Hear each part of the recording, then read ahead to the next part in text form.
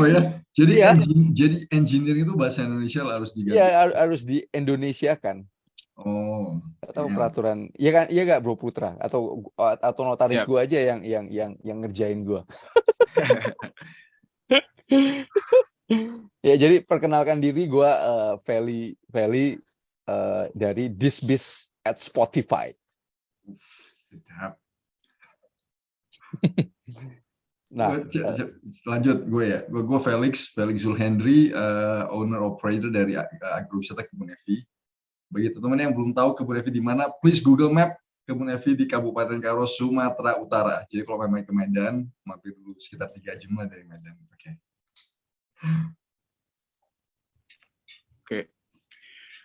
Oke, salam kenal semuanya yang nonton ya kan. Gua Putra. Kalau di TikTok, di Instagram @pwfitid, ya suka sharing tentang health and fitness. That's it guys. Langsung aja. Nah, gue mulai dulu abangnya ya. Bang Feli, Feli atau Felix abangnya atau siapa adanya? Gua abangnya 10 menit. Oh, 10 minutes. Oke.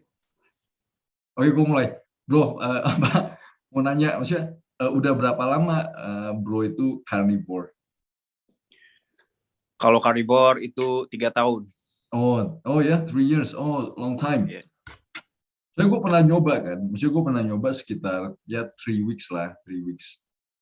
Terus yang gue dapet kan, ya mungkin belum terlalu lama kali ya, kira-kira mungkin 3 weeks. Tapi yang gue paling jelas itu waktu gue mau olahraga itu kayak my energy level itu not as gak kayak biasanya. Jadi kayak kalau gue chin up, pull up mungkin bisa lah satu set awal itu sekitar 12 kali kan. Jadi kalau waktu gue full carnivore, somehow kayak cuma bisa 8 men. Yeah. Gitu. Itu mungkin salah satu yang gue rasain. Tapi in the end sih, kalau gue sih sekarang sih sebenarnya 70-80% itu carnivore sih. Gue makan daging, maksudnya 60-70% itu emang protein hewani. Sisanya ya buah, sayur gue makan dikit, karbo juga makan dikit. Tapi emang apa? You need more calories, dude. 60-70% sih, 60-70% itu mungkin in my opinion carnivore. Iya, maksudnya dari sisi kalori juga, mungkin dari sisi gue kurang makan, mungkin kurang makan banyak aja kali. Gimana menurut bro? Itu ya, maksudnya kalau seandainya salah satu complaint yaitu mungkin waktu olahraga itu gue kayaknya nggak bisa full itu sih. Itu yang biasa kalau dari gue sih emang kalau strength pasti agak declining ya dikit. Oh ya. Karena kan kita kan kalorisnya biasanya kalau carnivore tuh pasti kita udah satiety level itu gampang banget diraih. Kayak kita makan tuh kayak ya udah, tapi kalau misal kita pakai carbs itu kita bisa ibaratnya surplusnya dengan mudah, sehingga kita kalau mau latihan beban terutama ya itu bisa lebih banyak ininya repetisinya segala macam, strength-nya lebih banyak dikit lah.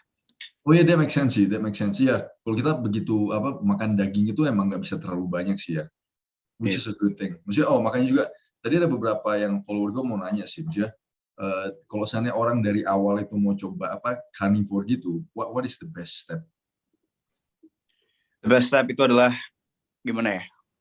Pemahamannya dulu gitu. Kayak misalnya lu mau carnivore diet ini apa? Lu mau lu dari diabetes. Nah, lu dari apa? Lu dari kurus dulu atau lu dari apa? Jadi dari pemahaman dulu, terus goal juga apa gitu kan. Kalau emang goalnya tuh buat ibaratnya building muscle, ya kita pakai yang konservatif aja, misalnya konvensional. Ya proteinnya dicukupin, terus pakai energi, mau energi dari lemak atau dari karbohidrat gitu kan. Tapi kalau misalnya goalnya emang clear skin, terus juga kita nggak punya masalah pencernaan, terus kita kalau habis nge-gym kita nggak butuh yang namanya recovery, maksudnya lama-lama gitu, karena kalau kita makan carbs itu kan bikin glycation ya di sel-sel, di protein cells. Jadi kalau kita habis latihan beban, kalau kita masih konsumsi glucose atau carbohydrates, itu bakal sakit organ otot-otot kita. Otot-ototnya ya. Dari sisi itu berasa ya kalau berasa. Karena kan kalau ya, jadi kalau kita tuh carnivore itu sebenarnya mementingkan ininya, apa namanya, health-nya dibandingkan sama kayak seberapa berat kita ngangkatnya gitu. Kalau misalnya kita konsumsi karbohidrat, kita walaupun badan kita sakit-sakit, sendi-sendi kita sakit-sakit, tapi at least ego kita terpenuhi lah. Ya, asih. Kalau misalnya ini konteksnya bodybuilding ya, konteksnya ini bodybuilding gitu. Kalau misalnya mau ngangkat berat gitu-gitu. Ya. Jadi kalau tadi tanya apa lagi ya? Dari sisi. Kalau step awal lah ya berarti ya. Iya, step awal. Step awal tadi kalau misalnya mau build muscle ya tadi, kalau mau misalnya berangkat dari latar belakang punya masalah metabolism, awal tuh keto aja dulu, low carb-nya dulu, kurangin dulu karbonya. Betul. Ya. Itu sih permasalahan yang paling jelas ya. Maksudnya itu carb sama kayak apa ultra processed snack kayak gitu, man. Itu paling mengerikan itu. Enggak, orang seringkali nggak terlalu ekstrim. Terus gue lihat banyak orang yang mungkin dia criticize carnivore diet atau high protein diet, kira-kira dia terlalu ekstrim berubahnya. Itu yang seringkali kayaknya orang kayak temennya gue ya, bisnis partnernya gue kan, gue bilang gue udah cut carb, udah push up, udah jalan 10.000, jadi berasa sekali. Sampai partner gue bilang udah berubah sekali badan gue. Nah, dia orang ikut nih, tapi ada partnernya gue, dia terlalu ekstrim. Jadi gara-gara dia lihat gue, jadi semangat. Begitu pergantian tahun, dia katanya dia lari, squat, jadi besokannya langsung crash. Jadi gue bilang, nggak boleh kayak begitu. We wanna make it sustainable. Lu tes dulu 5.000, 6.000, 7.000. Mulai lu cut down carb. Jadi lu progresif, jangan terlalu ini yang bagi pendengar ya. Bagi pendengar yang maksudnya Bro Putra udah jalanin carnivore diet udah 3 tahun. Jadi badan dia udah adjust begitu lama. Jadi jangan salah kaprah bahwa we have to extreme. Sesuatu yang ekstrim itu jadi gak sustainable. Pelan-pelan aja, we got time, right? We got time. Kalau ekstrim itu malah badan kita shock. Kayak bisnis partner gue, dia pergi squat segala, bro. Besok ya iyalah, ngerti kan? Maksudnya muscle belum ada. Ngerti dari badan yang belum jadi, tapi muscle belum ada, tapi lu push to that level, pasti sendi-sendi lu sakit, muscle sore ya kan. Itu yang kayaknya we have to educate maksudnya pendengar itu bahwa jangan terlalu ekstrim. Kayak waktu gua intermittent fasting pun gue coba dari 12 jam naik ke 13 jam, naik ke 14 jam, naik ke 15 jam, right? Itu sih. Itu my take supaya orang nggak salah kaprah. Maksudnya benar sih, setuju sih, karena kan sebenarnya kan pendekatan carnivore ini kan dari awal itu sebelumnya kan namanya kan low carb ketogenic diet. Jadi sebelum kita ke ngekat bahkan sayur gitu kita cut ya kan, bahkan buah fructose itu kita cut juga karena kan itu kaitan sama glycation. Jadi glycation dari glucose sama glycation dari fructose di protein di tubuh kita tuh itu beda ininya. Kalau fructose itu 4 times lebih glycating dibandingkan sama glucose. Jadi kalau dari awal pun ini tuh juga pelan-pelan gitu. Jadi kalau misalnya orang-orang yang mau carnivore diet itu biasanya kalau gue suruh carnivore atau gue saranin carnivore, low carb dulu bentar gitu. Seminggu mungkin cut jadi 50 gram per hari karbohidratnya gitu. Naikin dulu hewaninya dulu gitu. Cut dulu processed foodnya segala macam, lingkungannya benerin dulu.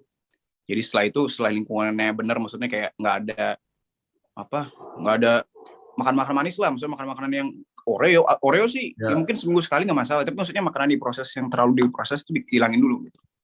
Cuman karena gue ibaratnya pengen ngedraw attention ya gue bilang aja sayur beracun segala macam, jadi langsung ke ujung gitu, langsung ke ekstrim. Karena kalau nggak apaan nih, nggak ada yang denger ya kan, pasti apaan nih mbak, basic aja gitu gitu. Iya sih. Gitu sih. Netizen suka sesuatu yang ekstrim, right?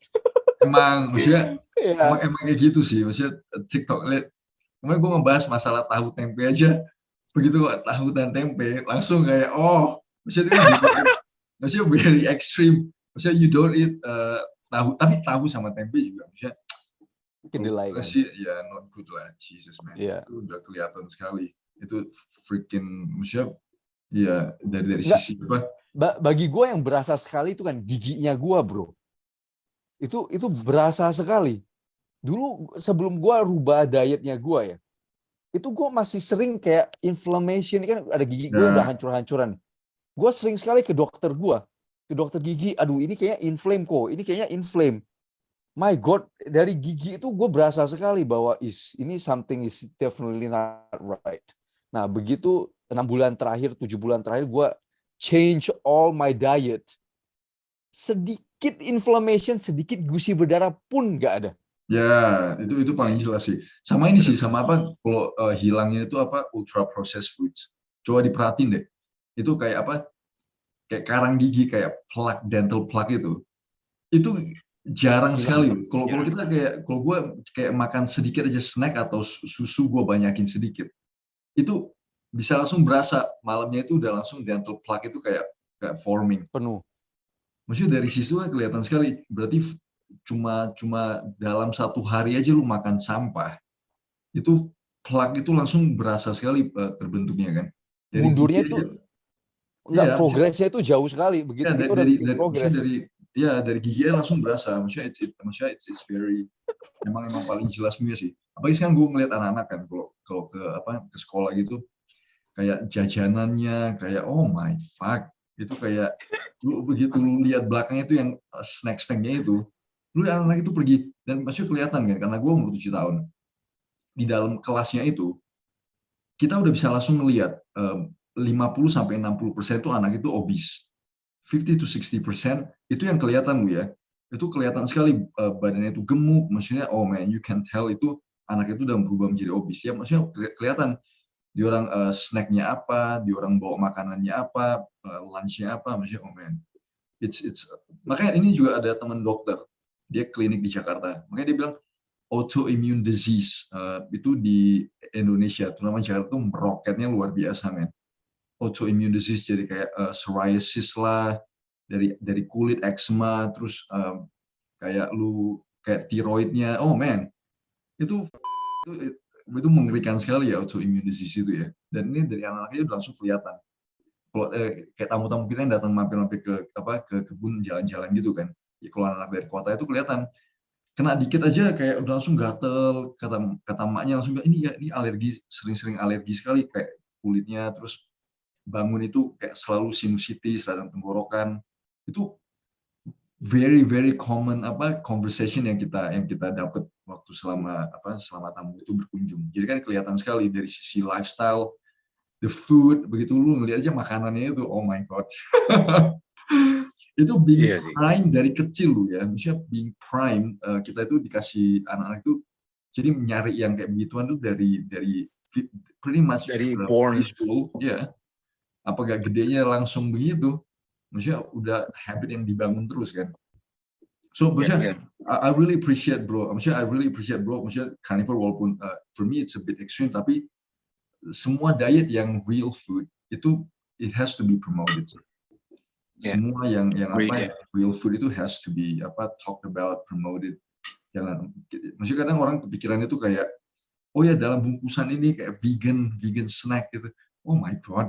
Begitu lu lihat belakang, begitu lu lihat belakang ingredients ya, jeez, ada 20 ingredients that you can't even pronounce. Ya sebenarnya kan kalau kita ngomongin konspirasi, anjay, itu kan apa ya, gimana ya?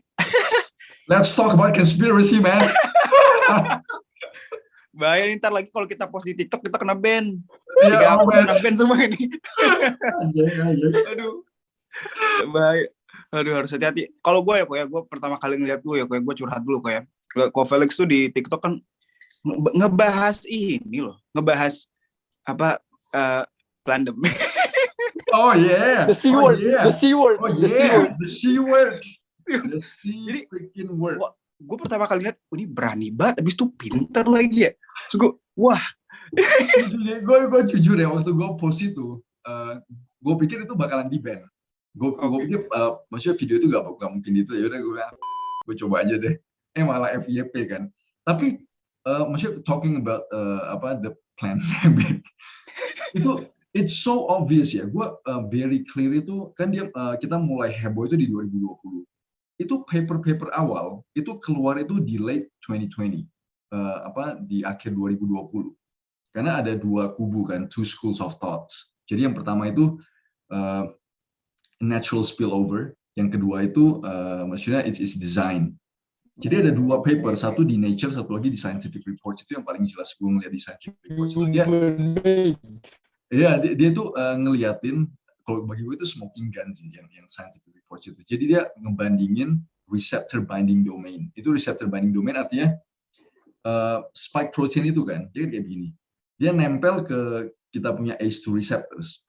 Jadi itu kayak ini harus pas loh, ini harus pas. Jadi kan kalau seandainya dia bilang itu keluar dari kelelawar, ya kan, harusnya receptor binding domain ini ke kelelawar punya ACE2 itu 100%. Ya kan, it makes sense kalau dia kelelawar. Tapi ini kebalikan bro, ini the other way around. Ke manusia 100% ACE2 receptors, lu lihat ke kelelawar itu 72%. Maksudnya how the hell, ngerti gak? Dari situ kan udah langsung lihat, oh man, this is something's wrong. Something is bloody wrong. Itu di Scientific Reports. Gue ingat sekali waktu paper itu pertama kali keluar, gue langsung lihat, fuck, oh man, ini pandemic. Oh yeah. Tapi kan maksudnya itu, kan sekarang ini keluar nih di Twitter Files. Coba kalau bro. Elon Musk. Twitter Files. Ini Elon Musk sudah mulai keluarin semua gimana CIA dan FBI. Can you imagine FBI pressuring Twitter untuk ban semua yang ngomongin tentang apa, lu nggak boleh vax, maksudnya bahwa ini bukan natural spillover dan segala macam, itu semua disuppress, man. Itu FBI loh. Oh man, terus ini lagi yang kemarin tadi gue ngelihat ada satu berita juga. DOD, Pentagon itu terlibat di dalam untuk apa? Untuk dorong untuk vaccination program dan segala macam. Jadi semua itu disuppress. Oh ya, it's so obvious ya. Maksudnya itu jelas sekali sih. It's obvious from Enggak, orang itu sekarang harus belajar very critical sih. Jadi gue sering sekali lihat orang bilang enggak lah itu hoax, my god. Begitu orang bilang itu hoax atau itu nggak benar. Sekarang gue malah bilang this might be real. Ini yang paling jelas ini sih, yang paling jelas myocarditis, myocarditis following mRNA vaccination. Itu udah paling jelas inflamasi jantung kan. Itu udah clear man. Itu fucking mengerikan sekali. Makanya gue bilang kita beruntung sekali di Indonesia. Kita dapat Sinovac man. Itu yang nggak ada efek, itu kayak saline solution disuntik. Kita harus berterima kasih man. Iya benar. Oh, ini permasalahannya. Ini makin banyak diskusi kan. Sorry gue take over, that's fine. Gue cerita sedikit aja. Maksudnya yang tentang mRNA technology ini. Dia kan the problem with mRNA technology itu nomor satu. Belum ada clinical application yang sukses dikeluarin dengan mRNA technology. Dan ini udah decades ya. Perkembangan mRNA teknologi ini udah decades, udah lebih dari 10 tahun. Tapi nggak pernah ada produk yang sukses. Except for this one yang di-push. Oh man. Itu mengerikan sekali sih. The more you read into it, itu kayak the more kayak oh man. Kenapa mengerikan sekali. Kira-kira nih, kan katanya kan kalau misalnya gue denger dari ibaratnya conspiracy theories, ya kan, mereka kan bilangnya agendanya sekarang udah selesai, C-word udah selesai. Sekarang kita climate change. Ya. Nah, kira-kira itu dilanjutin nggak kok kira-kira? Oh iya, totally agree, man. Pasti. Totally agree. Anjir.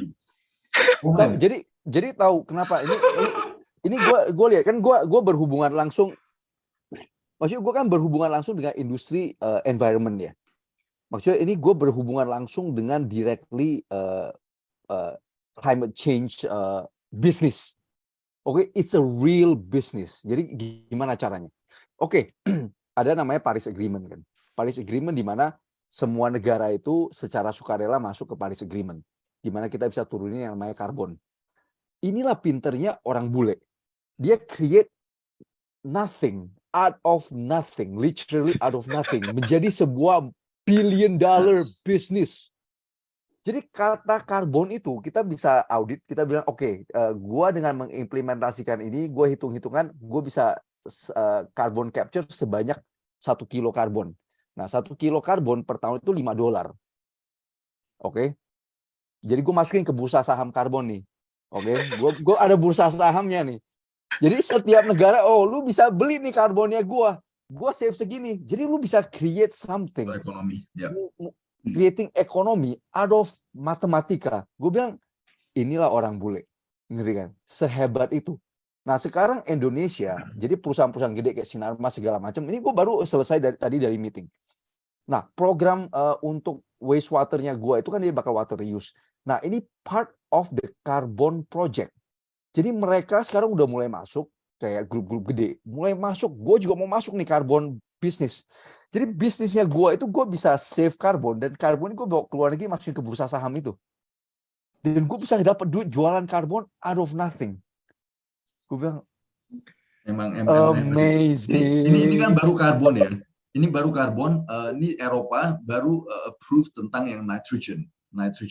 Jadi kan karbon sekarang diorang target nitrogen. Nah jadi permasalahannya nitrogen itu lebih gawat dari karbon. Jadi kalau nitrogen itu semua yang kayak farming, yang animal farming itu nitrogen itu jauh lebih tinggi dibanding karbon sebenarnya. Karena dia kentut sama karena hewan itu kentut sama burp. Jadi itu semua nitrogen. Nah di situ sih. Jadi sekarang ya makanya kemarin heboh. Makanya di berita nggak ada. Ini riot besar-besaran di Netherlands karena permasalahan yaitu nitrogen tax itu. Iya di Belanda. Nitrogen taxes. Ya, nitrogen tax. New Zealand kemarin juga udah mau, tapi kayaknya ditolak. New Zealand udah mau, tapi untungnya kayak belum sampai sih. Belum sampai. Maksudnya crazy shit. Enggak, jadi kan Eropa ke Eropa Amerika, they're becoming so uncompetitive ya kan, dari segi gaji segala macam. Lu di titik di mana lu udah bener-bener gak kompetitif. Jadi gimana lu bisa sustain ekonominya lu? Ini jadi kayak colonialism. Lu paksa semua orang untuk sign this Paris Agreement. Lu paksa semua, oke gue gak bakal beli karena dia punya uang kan. Dia kan udah menjajah negara-negara Asia Afrika beratus-ratus tahun. Jadi mereka yang punya uang. Mereka yang punya sumber daya alamnya dari benua-benua itu. Jadi sekarang gue mau keluarin duitnya gue nih. Oke, gue mau beli dari lu. Jadi ibaratnya gue bayar lu duit dari sumber daya alam yang gue udah ambil dari lu 500 tahun yang lalu. Iya. Gue bilang, oh my God, inilah kalau orang bilang, iya kita masuk sedikit konspirasi, inilah neocolonialism. This is it. Nggak ada yang lain. Iya emang, iya maksudnya that's so real. Jadi gue ada uang nih. Kan uang gue ini harus ada taxnya kan. Gue mau kasih ke Indonesia nih pinjaman. Gue ada uang sebegini banyak. Negara developing itu kayak Indonesia, Asia kan butuh duit. Oke, gue pinjem nih duit yang gue ambil dari lu, nanti lu bayar bunganya ke gue. Ngerti ya? Gue jadi ada aset dan lu bayar ke gue. Jadi uang yang gue ambil 500 tahun lalu gue balikin, tapi berbunga. Gue bilang, man, it's crazy, man. Makin meeting gede-gede sama perusahaan gede, makin lihat project mereka yang multi million dollar project. Carbon project, uang dari sini, kayak ceplos sana, ceplos sini, ngeri. Ternyata, Jesus, ya orang Eropa udah kaya sekali kan. Gue butuh uang, gue ada pemasukan. Ya gue pinjemin lagi duit yang gue udah ambil dari lu. Yes. Menurut lu kok apa sih maksudnya yang nyebabin mereka kayak gitu? Apa power atau maksudnya apa sih? Power. Karena power sih, dan to control, dan kalau gak kayak begitu, rakyat dia bisa jatuh miskin kan. Oke. Jadi uang di orang nggak muter. Jadi berarti kalau uang nggak muter, uang nggak menghasilkan, ya nggak bisa bangun infrastruktur, nggak bisa bayar uang sekolahnya mereka, nggak bisa bayar free healthcare, ya kan. Jadi kan itu semua public service kan butuh duit untuk dibayarin. Nah uangnya dari mana? Maksudnya paling jelas dari ini sih, paling jelas di Italia kan. Gue ada beberapa teman Italia juga sih waktu di New Zealand. Jadi salah satu permasalahan Italia itu dia jadi sangat-sangat gak kompetitif. Dulu kan Italia itu powerhouse, industri powerhouse. Dia orang ngasilin produk-produk industrial yang banyak sekali sih. Tapi akhirnya kan gaji makin lama makin mahal, dan akhirnya mereka nggak bisa compete, dan perkembangan teknologinya mereka itu kalah. Jadi akhirnya sekarang Italia itu salah satu yang paling miskin ya, maksudnya in terms of income, dan banyak orang-orang yang umur 30-an, 40-an itu masih tinggal di rumah, maksudnya nggak bisa beli, nggak sanggup untuk keluar untuk kerja. Jadi makanya banyak orang-orang Italia itu yang anak muda yang pintar-pintar yang itu keluar dari Italia. Ya, maksudnya itu paling jelas. Jadi itu competitiveness turun, gaji makin mahal, negaranya nggak produktif, dan akhirnya kan jadi maksudnya semi bankrupt itu Italy, Yunani, yang daerah-daerah selatan itu lah. Jadi nggak kompetitif sekali kan. That's one of the main things. Yeah. Makanya kita di Indonesia sih beruntung karena sumber daya alam banyak. Kalau di orang kan nggak ada sumber daya alam. Iya. Oh man, itu kalau begitu lu hilang competitiveness di dunia, itu bisa gone-nya man. Iya. Dan level of poverty itu mengerikan loh bro. Maksudnya kita lihat kan, maksudnya oke, karena mereka negara sosialis kan, jadi masih disupport sama pemerintah, masih ada free healthcare gitu-gitu. But if you take that away, they are becoming very poor sih. Di orang itu nggak bisa sustain tanpa bantuan pemerintah. Yes. Itu ya tax tinggi. Iya, Actually taxnya tinggi ya, baru tahu. Oh tinggi. Negara-negara Eropa itu tinggi. Semua negara-negara Barat itu taxnya mengerikan ya. New Zealand itu ya berarti 30% men income tax. Pada saat dibenci PM yang cewek kan. Oh man, it's okay. Speaking of like freaking negara aja. Kita kemarin minggu lalu kedatangan temen dari tamu lah dari New Zealand kan. Kita kan udah gak balik New Zealand udah lama, man. Sekitar berapa tahun ya? Semenjak COVID lah, 3-4 tahun. Ini, bro, can you imagine? Gue pikir cuma di US aja, di kayak San Francisco sama New York yang parah kan. Ini sampai ke New Zealand. Sekarang, dia bilang di tempat kerjanya dia, sampai ada kayak komunitas gitu untuk ngomongin gender, bro. Can you imagine? Sampai di orang harus bikin pronouns di email. Lu bayangin nggak? Gue bilang, I thought it was just in the States sama Canada. So it udah creeping into New Zealand yang parahnya nanti bisa udah pasti masuk ke Indonesia. Universitas. Enggak, udah pasti masuk ke universitas gitu kan. Okay. Itu breeding ground-nya di universitas itu breeding ground woke mentalitas. Dan di tempat kerjanya dia, sekarang kamar mandi WC itu gender neutral. WC itu sekarang gender neutral. Lu harus appreciate people's pronouns. Kalau gue bilang they them, gue no. Lu infringe on my rights. Gue they them. Lu gak boleh panggil gue he him. Aduh, gila sekali sih. Oh itu crazy lu, itu in the workplace ya, in the freaking workplace. Makanya gue bilang negara-negara Barat makin lama itu makin aneh di universitasnya terutama. Dulu gue sempat ngambil kayak law school gitulah di New Zealand. Itu waktu first year law degree-nya gue, semua profesornya fucking woke left man. Itu gue 8 tahun atau 9 sekarang 8 ya 10 tahun yang lalu, 10 years ago.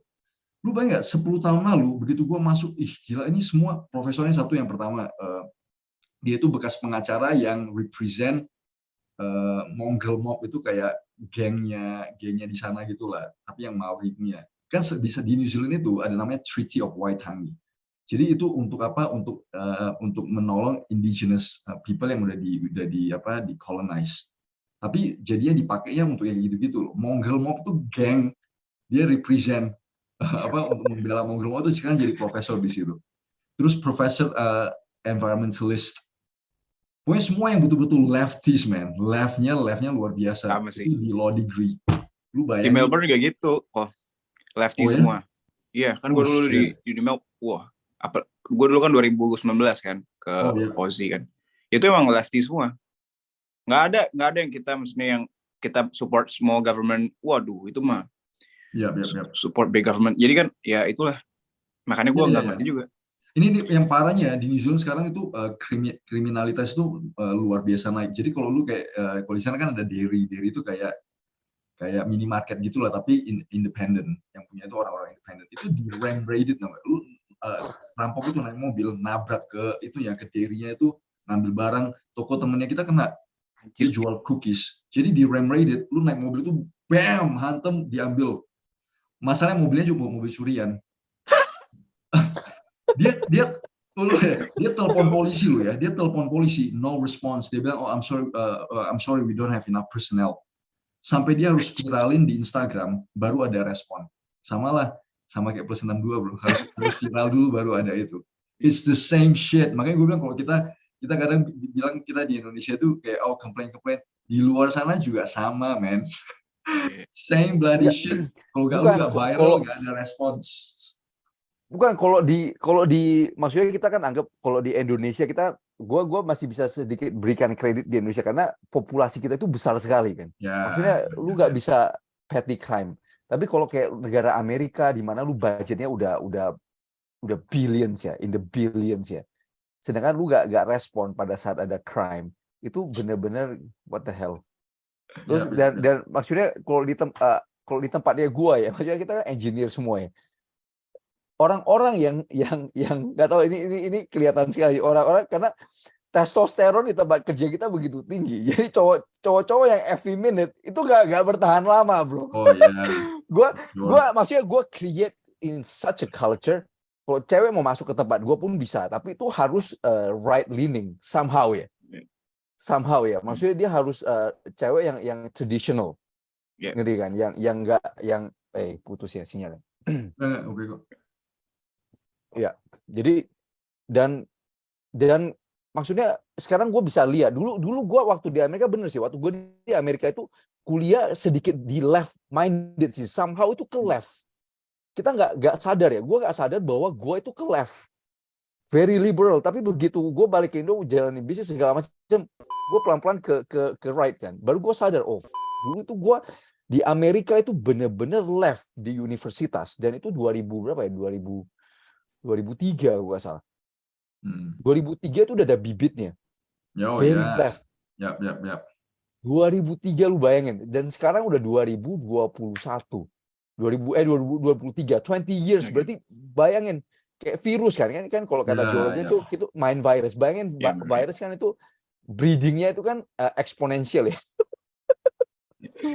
Kalau kita ngomongin Indo, kita lebih ke left leaning atau right leaning maksudnya. Kayak presidennya. Indonesia karena mungkin masih religiousnya kuat, untungnya ya somehow that's a big advantage. Agak susah yang gitu-gitu masuk. Thank goodness sih, thank goodness. Iya karena itu very toxic. Nggak ada satu kasus kan di universitas apa yang gua satu orang gua gender neutral. God damn.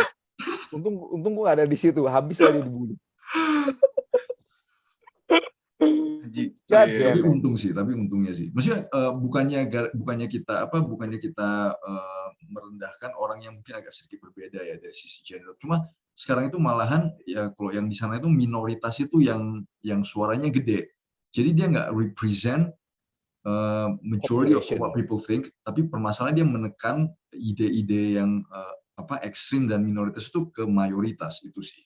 That's where my problem is. Yeah. Maksudnya kalau lu gak ganggu gue ya nggak apa-apa. Tapi masalahnya jadinya kita terusik gitu loh. Ya kan? Yeah. Maksudnya kita nggak berpikiran seperti itu, kita jadi kena imbasnya. Banyak ada hihim, gila. Enggak, kalau di tempat Bro Putra di gym gitu-gitu, what do you think? Waktu kalau kan Bro Putra sama kita kan ini ngomong speaking about gym culture. Kenapa di Indonesia selalu asosiasinya kalau orang ke gym itu homoseksual? Why? Iya. Why? Bikin gua naik darah, men. Iya, betul ya, sih, betul. Itu biasa sih gimana ya? Tergantung tempatnya. Kalau tempatnya elit, biasanya kumpul-kumpul tuh para homo, ya. Iya.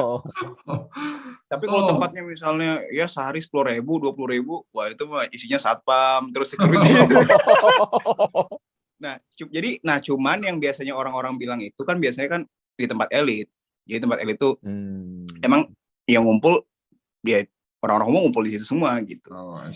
Cuma kalau pada umumnya ya nggak juga gitu sebenarnya tuh. Cuman emang karena gini ya, kalau tendensinya maksudnya bagi gimana kok? Nggak, maksudnya gue nggak ada beef against gays ya. Maksudnya bagi gue santai aja. Cuman asosiasi antara gym dengan itu pengen tahu aja sih. Gue curious aja sih. Gue maksudnya no hate ya. Maksudnya no hate against homosexual atau lesbians di podcast ini. Cuman gue cuma penasaran aja kenapa kalau mau nge-gym itu berasa lu gay ya. Karena gini kok, kalau gue cerita pengalaman gue ya, jadi kan gue ada Instagram. Nah itu kalau di TikTok sama Instagram tuh demografinya beda. Di TikTok tuh 32% woman, ya kan. Nah kalau di IG karena gue postingnya telanjang mulu ya kan, itu 90% men. Dan itu DM gue tuh, DM-nya gue blok DM-nya. Contoh DM-nya gini, kirimin foto itu tuh gue bayar. Jadi mungkin salah satu kenapa mereka mikir kayak gitu, maksudnya orang-orang mikir gym diasosiasiin sama orang-orang homo, karena ya kayak gitu. Jadi orang-orang homo tuh pengen ketemu cowok ganteng ya kan di tempat gym gitu. Jadi mereka juga pada kumpul gitu kan, gosip-gosipin mungkin ya. Tapi kalau gue setiap gue nge-gym emang pasti kalau gue ngeliat, men, kayak misalnya pokoknya berdua tuh ngomongnya udah kelihatan gitu. Cuman gue nggak ada ini ya, nggak ada maksudnya nggak ada masalah sama kayak itu serah. Cuman ya itu karena emang kayak gitu aja. Nature-nya emang kayak gitu, nature ya kayak cewek aja gitu, maksudnya kayak ngerti gak sih, dia suka cowok segala macam, pengen ketemu cowok kecakep di gym gitu. Atau ketemu sesamanya ya kan. Siapa tahu bisa ini kan. Bagi mereka ya. Gitu. I see. Ya maksudnya interesting aja sih, maksudnya kalau di luar kan kita nggak ada, maksudnya di luar itu everybody goes to gym. Maksudnya nggak ada spesifik demo. Bukan, maksudnya yang maksudnya gue salut ini positif value buat yang homoseksual ya, yang suka nge-gym, bahwa mereka itu sangat take care ke badannya mereka. Sedangkan general population di Indonesia, maksudnya kan justru itu, makanya gue sekarang gue udah ngeliat general population di Indonesia itu sangat gak aware tentang kesehatan. Maksudnya they just don't give a damn, right? They just don't give a damn. Maksudnya ya kayak Bro Putra yang kentong, maksudnya kelihatan puffy, ngerti kan? Maksudnya makan right, itu sih. Sedangkan masih orang masih blue pill. Jadi dan terus. Jadi ibaratnya kalau ibaratnya kan di luar tuh mereka paham biology, mereka paham kayak kalau lu mau nge-attract woman, at least you gotta be attractive. Gitu loh. Kayak misalnya kalau di Indonesia kan, lu baikin aja ceweknya, lu mah perhatian ya kan, apa. Jadi kayak sangat-sangat lu apa acuan lu tuh apa gitu loh. Kalau lu at least kalau kita kan pakai biologi, pakai apa gitu. Jadi ya udah gitu aja, masih blue pill banget, mesti kayak ya udah gitu deketin ya. Jadi kayak nggak berdasarkan apa-apa gitu. Betul. Enggak, makanya maksudnya ya jadi cowok itu harus apa? Yang kayak Andrew bilang high value man. Yeah. You gotta be like the power boss. Iya. Aduh kocak ya. Ya gitu sih. I totally agree sih. Maksudnya kadang kita ngelihat, maksudnya cowok terutama ya, kita harus betul-betul ada value sih. Maksudnya in terms of people can see that you're high value, itu baru ada attractiveness. True, yeah. Benar. Itu in any way. Maksudnya kalau kesannya kita masih belum punya duit ya, at least like your body itu looks nice, your face looks nice, maksudnya your appearance itu lu pakai bajunya enak dilihat, ya kan? Maksudnya pelan-pelan we build that capacity. Cuma di situ yang kadang gue ngeliat cowok sekarang malah kayak apa ya, kreak. Kalau orang Medan tuh bilang kreak, nanti kan kayak nothing to apa, kayak gak ada yang nothing to offer ya. Nothing to offer, tapi malah, nah ini malah akhirnya ceweknya yang di harass. Iya, true, yeah. Ceweknya lu yang di harass. Iya. Maksudnya cewek nggak tertarik. Gara-gara lu teriak gitu, tapi cewek itu yang di harass. Gue bisa dapetin 10 kayak lu gitu. Tapi tampangnya kayak begitu. kayak kemarin Bro Putra bilang, iya gue ditolak ya karena memang gue jelek. Nah makanya gue mau ibaratnya ngasih realitas itu ke audiens di TikTok Indonesia, bahwa kalau lu tuh ya at least lu punya something to offer gitu loh. Jadi tapi yang paling apa ya, kita juga harus paham apa ya nature-nya woman gitu. Kayak woman pasti cari yang cowok, contohnya yang tinggi, jadi yang bisa mempertahankan diri sendiri, otomatis dia juga bisa punya resource yang banyak gitu kan. Ini buat kan semua ini balik lagi ke evolusi kan, maksudnya supaya anak kita bisa hidup ya kan. Jadi dia butuh yang cowok yang resourceful, juga ya sehat lah gitu. Jadi nah itu orang-orang Indonesia tuh masih kurang. Makanya kalau gue bahas misalnya, kita harus apa sehat segala macam apa, enggak, cewek mah butuh duit ya. Kalau duit doang lah nafsunya sama duitnya gitu. Pas lagi main kan mikirinnya cowok lain gitu. Karena yang penting gue dapet duitnya aja gitu kan. Yeah, that's so Karena true, lu man. nggak attracted Yeah, gitu. true. Itu setuju sekali. Maksudnya gue setuju sekali kayak gitu. Iya, yeah. Terlalu apa? Ya sometimes ini kayak baru aja ketemu temen kan. Dia tuh depressed, sampai depressed, kena panic attack. Jadi maksudnya ke psychiater sama dibayarin sama perusahaannya. Dia tuh ngomongnya yaitu gimana apa sih permasalahan lu, kenapa bisa sampai kena panic attack dan segala macam.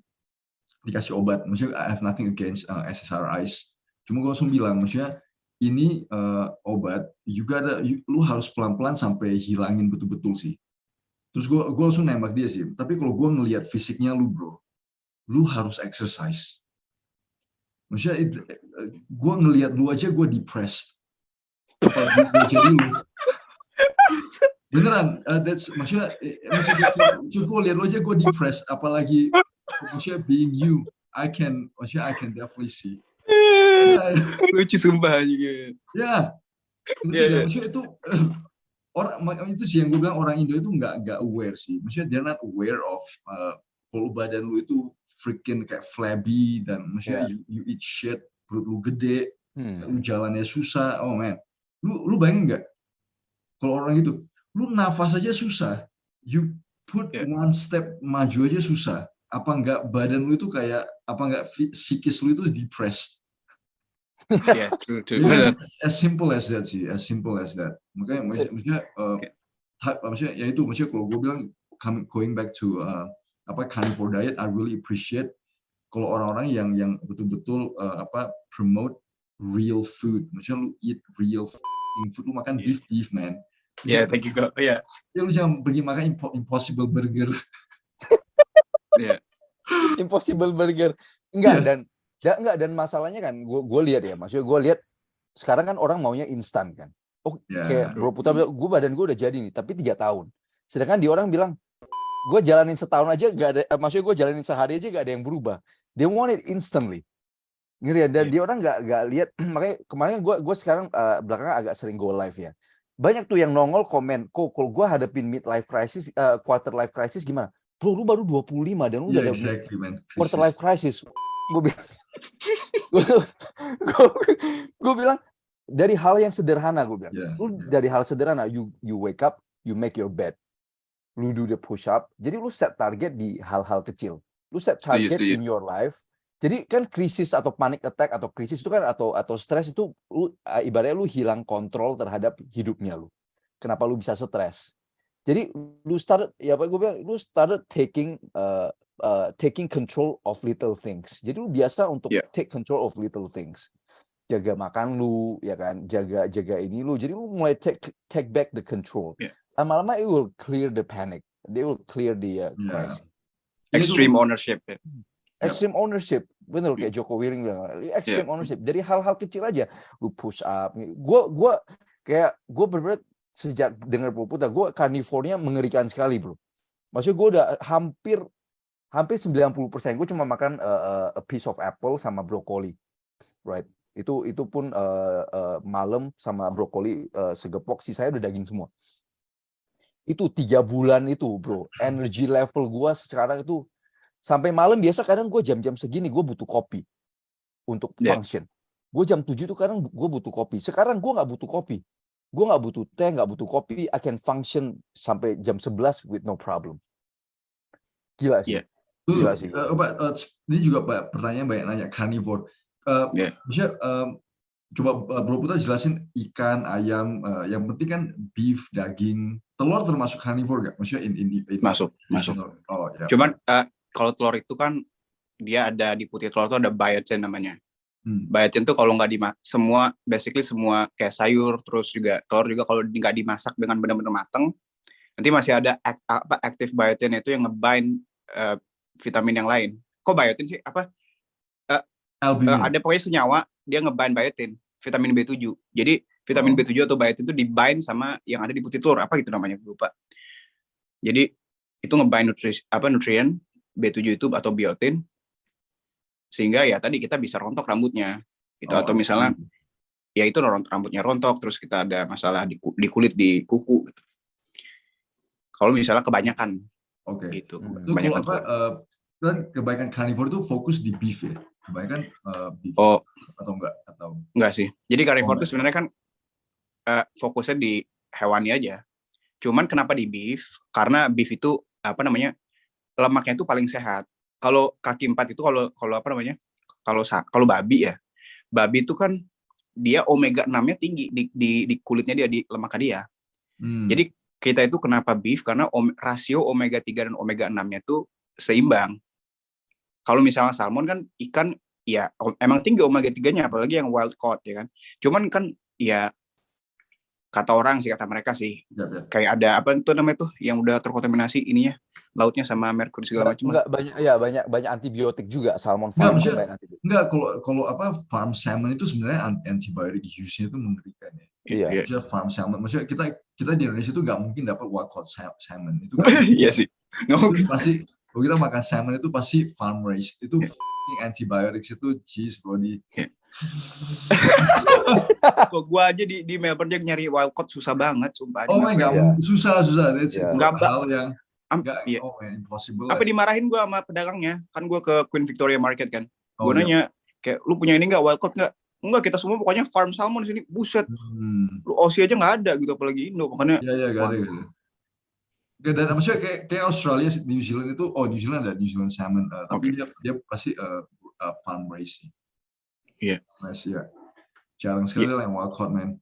Ya, jadi gitu, makanya beef itu kenapa tadi kaitannya sama omega 3 dan omega 6. Tujuannya apa? Tujuannya kalau kita berjemur, kulit kita nggak ke-inflame, nggak gampang sunburn. Kan itu. Jadi kalau ketinggian omega 3, biasanya kan itu dari sunflower oil atau seed oils gitu. Jadi itu yang terakumulasi di sel kita, di sel-sel di kulit kita, kalau ketinggian omega 3. Jadi itu yang kita harus seimbangin dengan apa? Dengan ngekat seed oil tadi, ganti sama lemak hewani atau at least minyak kelapa, karena minyak kelapa tuh saturated fatnya tinggi gitu. Omega 6 juga enggak. I like coconut oil. Coconut oil is one of the best oils sih. Definitely one of the best oil. Kita di Indonesia itu harus makan coconut oil sih. In my opinion. Jadi kalau bro makan itu persentase apa beef kayak kira-kira aja on average itu kira-kira gimana persentase daging-dagingnya? Oke, dulu kan ibaratnya keto ini kita harus konsumsi lemak yang lumayan banyak. Jadi proteinnya tuh kayak nggak terlalu banyak lah, nggak high protein. Nah sekarang tuh udah nge-switch lagi karena ternyata lemak itu nggak dibutuhin terlalu banyak gitu loh. Lemak tuh ya secukupnya aja. Yang kita butuhin adalah proteinnya itu. Jadi kalau misalnya gue komposisinya ya jadi contoh aja beli daging giling gitu ya contohnya. Itu beli yang kadar lemaknya 15%. Sehingga nanti kalau dimasak 1 kilo nih, total kalorinya itu 60% atau 70% protein, 30% lemak gitu. Jadi protein itu buat ngeganti semua sel tubuh gua, lemak itu buat hormone regulation, buat juga proses vitamin yang fat soluble vitamins, sama buat energi. Sama buat totally understood. Ini juga apa banyak sekali yang salah kaprah sih. Maksudnya pasti bro juga ditanyain banyak sekali. Jadi kolesterol gimana? Itu dia. Jadi kolesterol itu itu freaking mereka aja nggak paham kolesterol itu apa sih, lu ngomong-ngomongin kolesterol itu mesti kayak. Tapi itu ini juga kalau kita ngomong going back to conspiracy, ini juga freaking conspiracy sebenarnya cholesterol myth. Freaking conspiracy. Jadi ceritanya itu Harvard researchers, medical researchers itu dibayar sama sugar lobby industry untuk publish satu kayak opinion piece itu bahwa nge-link. Ini cuma opinion piece loh ya, gue ada paper. Cuma opinion piece yang nge-link bahwa cardiovascular risk itu gara-gara makan lemak. God damn man, itu maksudnya. Makanya kalau kita baca papers juga, karena kita harus tahu sejarahnya sih. Jangan kira kalau scientific papers itu everything's right, Jesus, no. Benar. Maksudnya maksudnya terlalu banyak sekali. There's just too many shits juga di dalam scientific papers. Jadi kan semua jadi yang ini kayak gue pernah post juga yang nutrition ini Academy of Nutritionists and Dietitians-nya US. Itu sama kan? Dia pergi, gue cek websitenya sampai breakfast for kids kayak apa pancake, banana pancakes gitu-gitu, breakfast for kids. Oh my god man.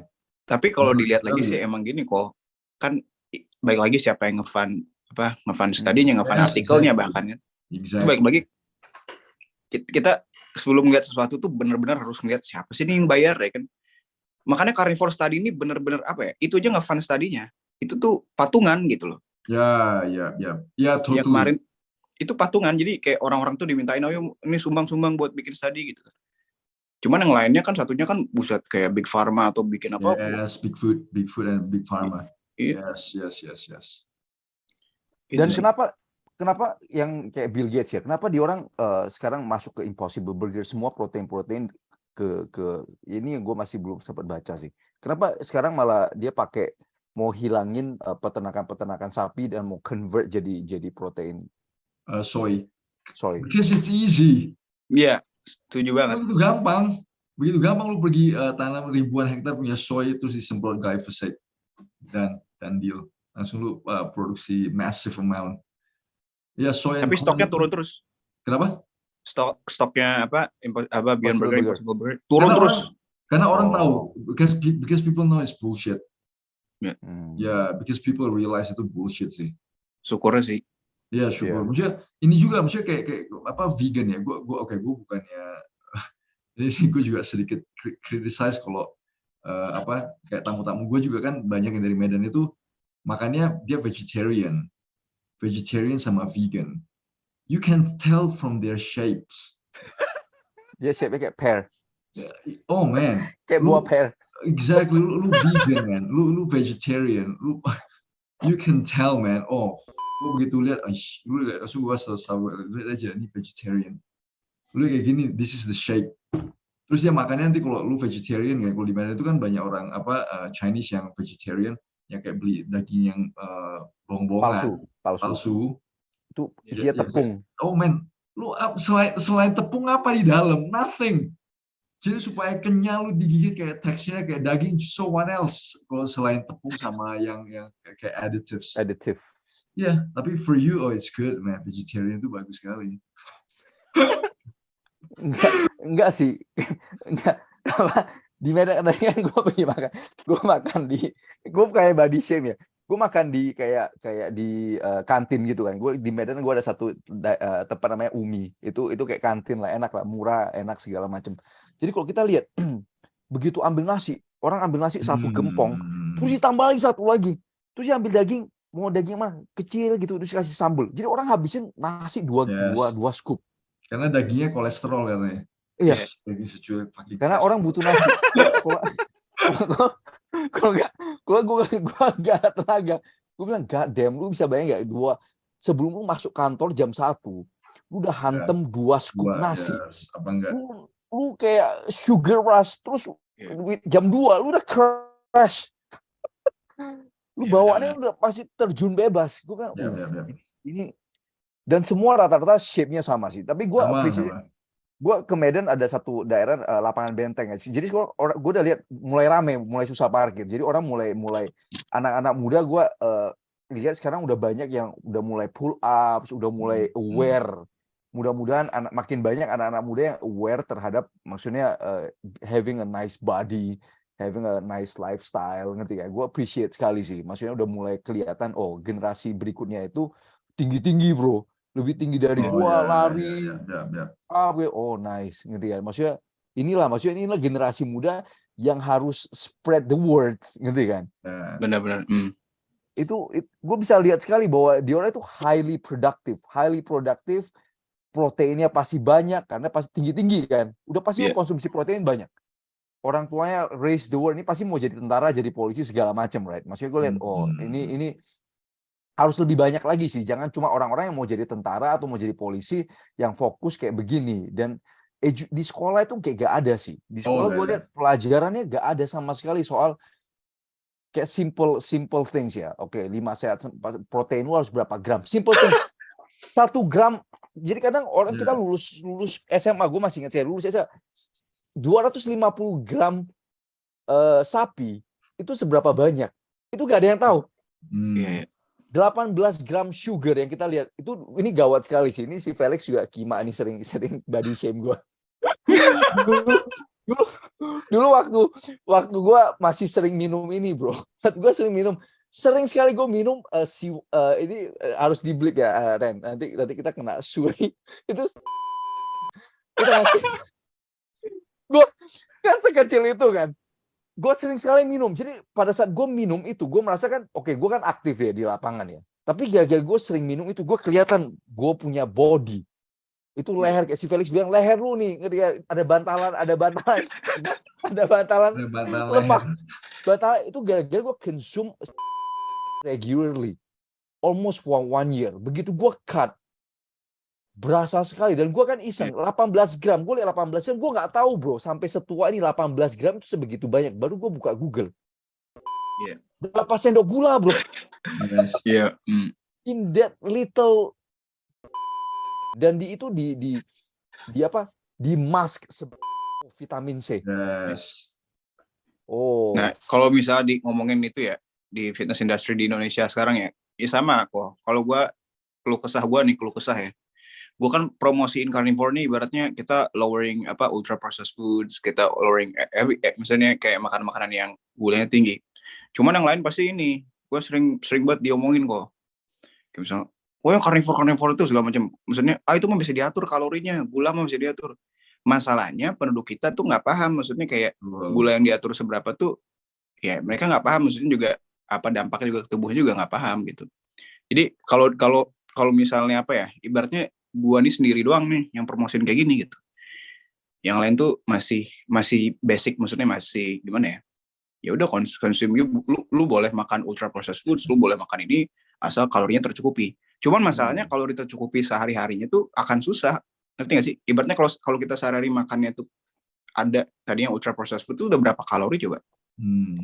Sehari. Sedangkan kita kalau mau kalori defisit kan at least lu harus kurangin itu udah lumayan banyak berkurang kalorinya gitu loh. Ganti sama yang tinggi protein gitu loh. Tinggi protein terus juga ada lemaknya juga buat kolesterol. Sekali lagi kan kolesterol padahal sehat gitu. Kolesterol itu kan fundamental dari hormon testosteron, hormon steroid itu kan kolesterol. Yes, exactly. No, and people don't understand. Maksudnya tadi gue baru bilang, maksudnya di dalam sel membrane-nya kita itu dalam bentuk sel itu fosfolipid, itu lipid, man. Ya, lipid ya. Man, you gotta need some fats. Lu bayangin nggak sel membrane lu tuh dibentuknya sama lipid. Iya. Fosfolipid. Jadi kalau lu nggak makan lemak, lu makan maksudnya dibentuk dari mana?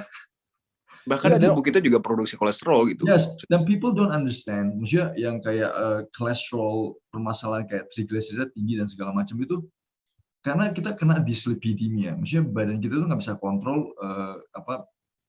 lemak di dalam darahnya kita. And it's purely sugar driven. Itu sugar driven, bukan fat driven. Ya. Ya kan? Maksudnya itu betul-betul sugar driven. That's what people don't understand. Makanya gue bilang kalau orang, waktu gue sering live kan, banyak yang nanya, kalau kena asam urat gimana? Kalau kena GERD gimana? Terus gue langsung kasih tahu, begitu gampang aja. Ini gue kasih lu 8 penyakit dalam satu paket. Ini 8 diseases, lifestyle related diseases. Gue kasih lu satu paket. Kalau lu makan ultra processed food, high sugar, sama semua yang junk itu, ini 8 paket ini. Lu kena diabetes, prediabetes, cardiovascular disease. Terus lu kena fatty liver disease, ginjal lu gagal, lu kena GERD, lu kena asam urat, lu kena dementia, Alzheimer, sama lu kena batu empedu. That's it. 8. Ini semua yang very very common dan very very udah semua pada bilang, gue kena batu empedu gini. Ini 8 lifestyle related disease gue kasih. Lu nggak usah ngomong lagi. Ya ini gue kasih 8. 8. Gue hitung 8. The last count. Sama yang terakhir itu autoimmune. Nanti gue masukin 9. Yes, autoimmune. Itu autoimmune, oh man, itu udah fucking. Maksudnya orang nggak sadar loh. Ini kayak maksudnya little studies ya. Maksudnya kayak kita ngelihat dari emulsifiers. Kalau lu makan kayak di package itu ada emulsifiers, terus synthetic food tolerance. Yang emulsifiers yang gue baru sadar ternyata separah itu. Jadi jadi ada permasalahan leaky gut. Jadi leaky gut itu kalau orang yang jerawatannya parah. Nah ini maksudnya this comes back to maksudnya bro bilang masa carnivore itu really good untuk kayak masalah-masalah kulit. Gue bilang salah satunya keuntungannya carnivore itu karena kita eliminate ini elimination diet. Jadi lu eliminate ultra processed foods. Itu leaky gut. Jadi lu punya intestinal barrier harusnya begini, dia terbuka. Jadi sampah itu masuk ke dalam darah. Jadi you can see yang jerawat yang parah itu, yang kayak bake itu semua dari leaky gut sih. Maksudnya dari emulsifiers. Emulsifiers people don't understand. Emulsifiers itu kan dia gabungin lipid sama air. Jadi when emulsifiers get into your intestinal system itu kan dia rusakin semua barrier. Lu ngomong soal emulsifier ya, sesuatu yang emulsify itu kalau di wastewater itu bunuh semua bakteri.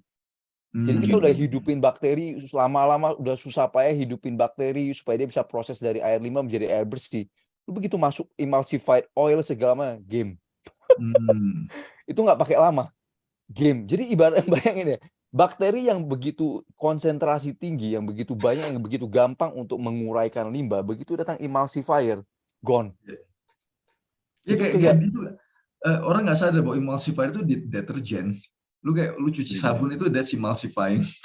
Iya. Lu bayangin nggak, and it's in your food, you're eating it. Jadi semua yang lipid yang harusnya ada lemak di dalam badan lu itu jadi bercampur. Jadi bersih aja. Maksudnya itu yang people don't realize sih. Karena orang bilang, oh ya keraginan maksudnya gini, okay, that's fine, itu semua food additives, but you don't know, man. Makin lama makin jelas kan, maksudnya the effect itu very very damaging. Makanya gue liat anak-anak itu semua gue kalau gue paling emosi kalau seandainya anak gue itu ada kayak ngumpul, kayak makan bareng gitu kan. Itu, do you eat the cookies? Iya, benar. Karena dia prime loh. You prime your kids dari kecil itu untuk makan yang hyper palatable, yang rasanya itu very very intense. Itu bakalan susah kalau udah gede itu kan, untuk berubah itu bakalan susah kalau lu dari kecil udah di prime makan yang begituan.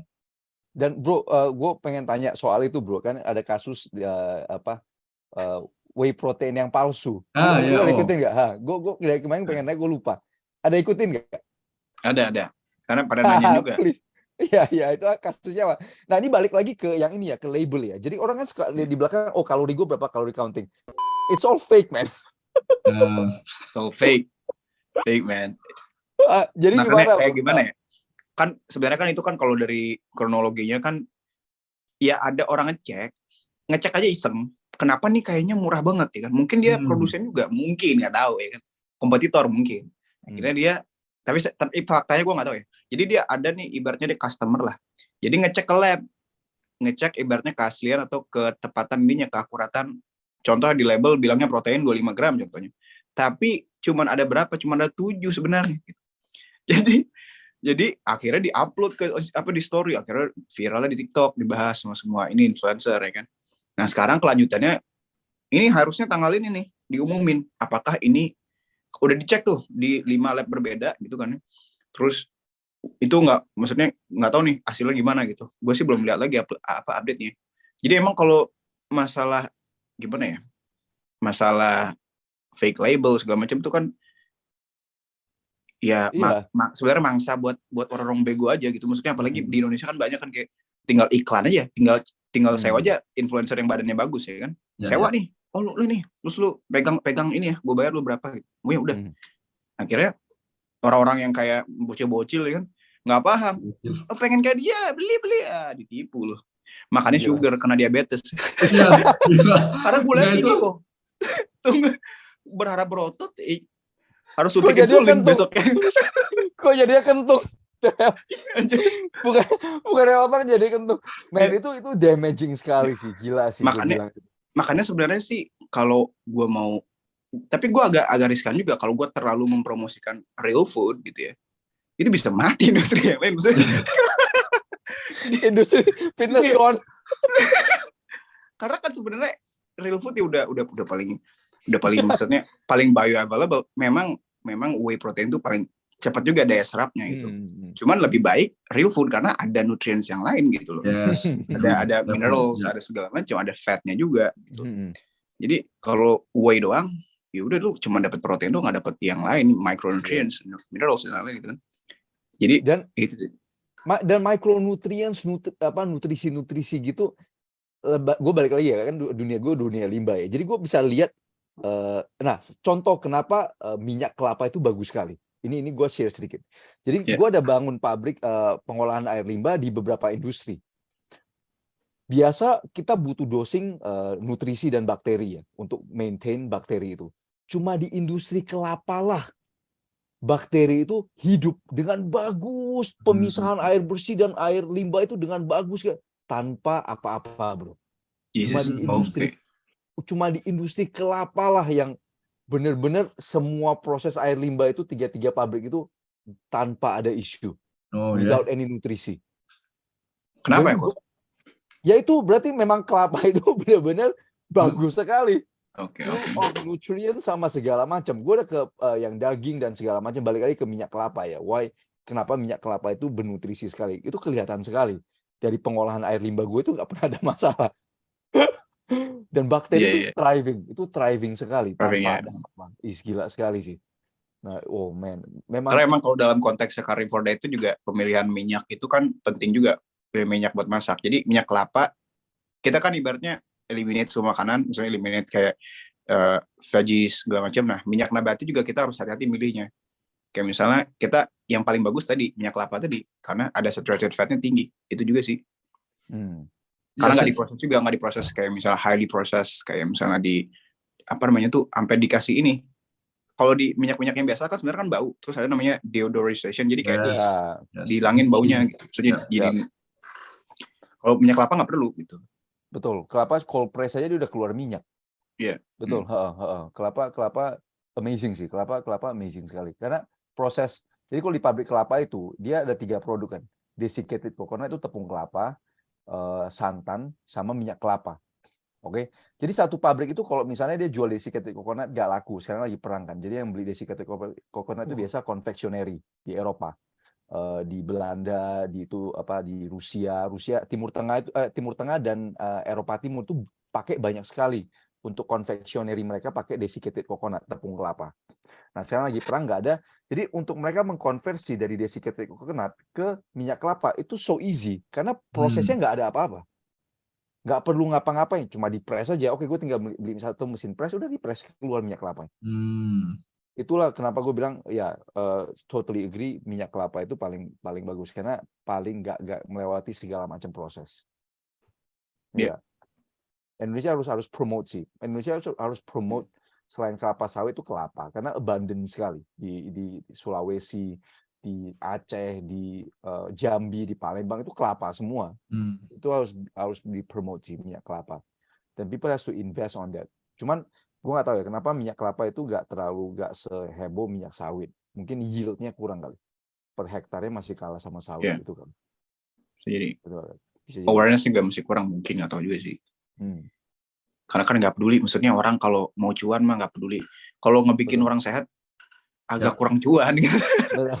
Orang tuh justru kalau kita mau cuan, apalagi benar-benar 1% people, 1% itu di atas itu, justru mereka semua ini harus sakit-sakitan biar lu tergantung sama big pharma. Lu semua harus weak pokoknya biar lu tergantung sama big food industry. Jadi kayak agak berat juga gitu. Jadi bikin komunitas yang ideal gitu, yang ibaratnya a strong community, yang ibaratnya apa ya, nggak ada yang 1% banget gitu, agak susah emang. Itu bener sih, gila sih. Lu bayangin ya, semua ya. Jadi konglomerasi itu pasti ada ultra processed food, ada healthcare. Jadi dia orang udah invest di yang kata bahasa kerennya circular economy. Jadi benar-benar. pasarnya adalah manusia-manusia yang dibuat sakit ini. God damn, it's a circular economy, man. Okay, bro, udah 9:15. It's time for me to go to bed. So if you want to continue, that's fine. Okay. Nice talking to you. That's really nice talking to you. Sama-sama, Pak. Keep in touch, bro. Keep in touch. Nanti Siap. Kalau ada pertanyaan dari follower gue, atau gue tanyain lu, bro. Apa, tanyain aja. Maksudnya tentang carnivore, maksudnya very very interesting kan. Jadi kan ada beberapa pertanyaan dari follower kayak tadi, maksudnya berapa persentase daging dan segala macam. Mereka nggak aware, jadi gue coba ntar gue tanyain.